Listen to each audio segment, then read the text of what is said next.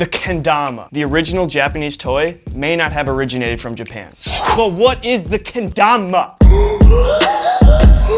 In this video, we're gonna explore this iconic toy. The history really surprised us. So if you learned something new, be sure to subscribe and turn the post notifications on so you get updates whenever we post a video. The Kendama is a hand-eye coordination toy with 3 cups, 1 spike, and a ball. The objective? Well, that's up to you. Under speculation, the toy formerly known as the Bilboquet traveled from France around the year 1717 and was incredibly popular. It was found among the royal to those in city streets and is popularized in association to a drinking game. You miss the spike, you drink. The Bilboquet traveled along the Silk Road and made its way to Nagasaki, Japan. How do we know Nagasaki, Japan? Well, Japan closed foreign trade for a wee bit back in the day. Except for one port, that being Nagasaki. This was around the year 1777 or 1778. But how did it get to where it is today? Once the Bilboquet was in Japan, it got a bit of a makeover. It had 2 cups added to the side of the spike and was named Nishigetsu Ball, or Sun and Moon Ball.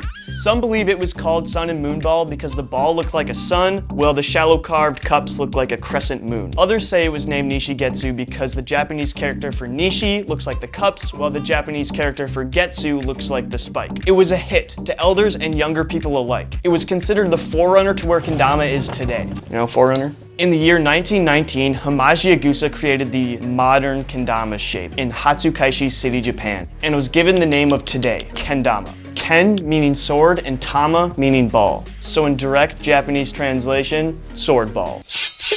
Sword ball. Still, how did this toy become an international icon? We have Kazuo Fujiwara to thank. Kazuo Fujiwara was born and raised in Tokyo. His father was a heavy drinker and it was common for him to leave for days. Unfortunately, this made him one who wasn't very open. To cope with his loneliness, he played the Kendama. Later in Kazuo's life, he became a children's author and changed his name to Asai. One day, Asai Fujiwara saw a kid playing with a Kendama in the streets and had no idea what he was doing. He told the boy, "Just give it to me, son. This is the way you hold it." "Look, there, I did it." The boy was amazed and replied, "Wow, you are so good, sir."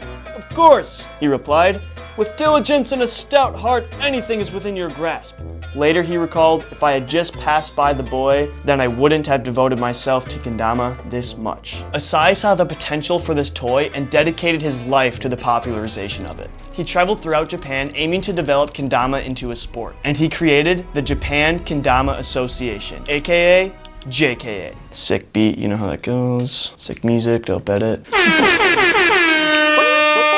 The Japan Kendama Association was established May 5th, 1975, for the purpose of promoting the benefits of Kendama as a sport and as a means to carry the traditions of the game and Japanese culture. The JKA would even go to schools and teach kids about Kendama. The first Kendama competition was held in 1979 by the JKA. The Kendamas used in the JKA competitions had to be certified by them. They also wanted the Kendama to be limited to no one. By keeping the cost low of their Kendamas, nearly everyone could play. Although the JKA is still around today, they focus more on the community in Japan and staying connected to the roots of Kendama. So where is Kendama today? You can say it's gotten pretty crazy.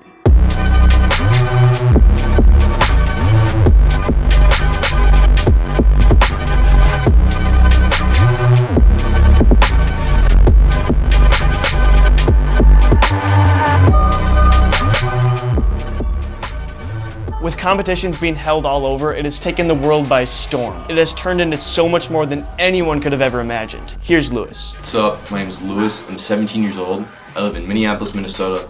I've been playing Kendama for 3 years.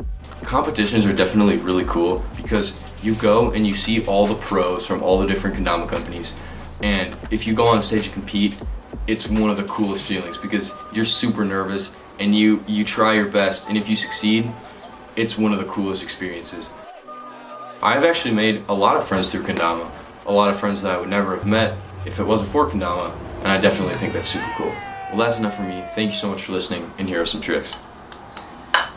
Although the JKA originally regulated competition, today it looks a bit different. Here's Bjorn with Sweets Kendamas. So the JKA doesn't play a massive role in the Kendama scene anymore. They're into the patent of Kendama, which had a very specific sizing compared to like these modern kendamas that have like much bigger cups than JKA kendamas. They're just overall bigger. Paint is different, string length is different. And these changes allowed the player more mobility, resulting in crazier tricks.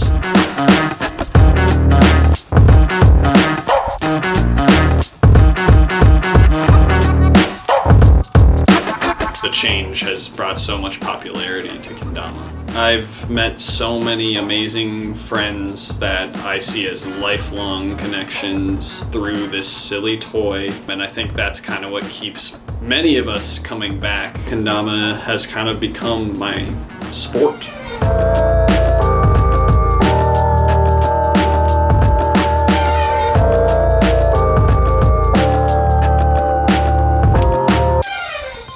I believe that kendama is in almost its beginning stages in a way because of social media and the internet, and plus some more famous people have gotten their hands on it, such as Shaquille O'Neal. He's the greatest of the universe. I really think it's in a phase of popping.